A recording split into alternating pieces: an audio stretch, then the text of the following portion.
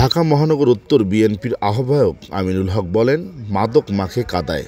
গত 17 বছর ধরে সেই স্বৈরাচার বাংলাদেশের যুব সমাজকে ধ্বংস করার জন্য কোলে ঢলে ফেলেছে। উল্লেখিত মাদক পাচারকারী কক্সবাজারের বদির কথা আপনাদের সকলেরই মনে আছে।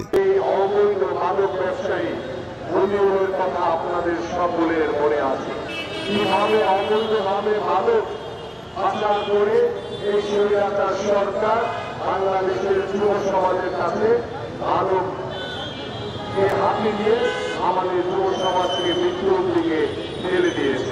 26 জুন মাদক বিরোধী মুক্ত সমাজ গড়তে সময় আরও বক্তব্য রাখেন পল্লবী থানার যুব দলের আহ্বায়ক হাজী নূর সালাম।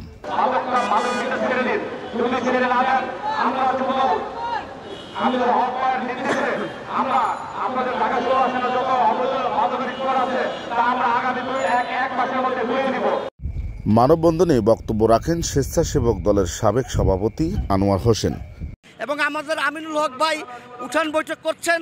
প্রতিটি উঠান বৈঠকে কিন্তু উনি মাদকের বিরুদ্ধে কথা বলছেন। মাদকের বিরুদ্ধে সচেতনতা সৃষ্টি করাই হচ্ছে আজকের অনুষ্ঠানের প্রধান লক্ষ্য। আমরা আশা করি এই লক্ষ্যে আমরা না পৌঁছানো পর্যন্ত এই রকম কর্মসূচি কর্মকাণ্ড সব সময়ের মতো একেবারে চলতেই থাকবে ইনশাআল্লাহ। ধন্যবাদ সকলকে। রাজনৈতিক দলের নেতাকর্মীরা ছাড়াও আলেম ওলামা, শিক্ষক, আইনজীবী, ব্যবসায়ী সহ বিভিন্ন পেশাজীবীর মানুষ এতে অংশ নেয়। পল্লবী থানা যুব দলের আহ্বায়ক হাজী নূর সালামের নেতৃত্বে আমরা বিভিন্ন ওয়ার্ড যুব দল প্রতিজ্ঞাবদ্ধ করছি যে সামনে নির্বাচনের আগে পল্লবী ও রূপনগরের যত মাদকের স্পট আছে, যারা মাদকের সাথে জড়িত, যারা মাদক সেবন করছে, আমরা তারা বেছে বেছে ঘরে ঘরে যেয়ে সেদিন মাদক মুক্ত করার জন্য চেষ্টা করব।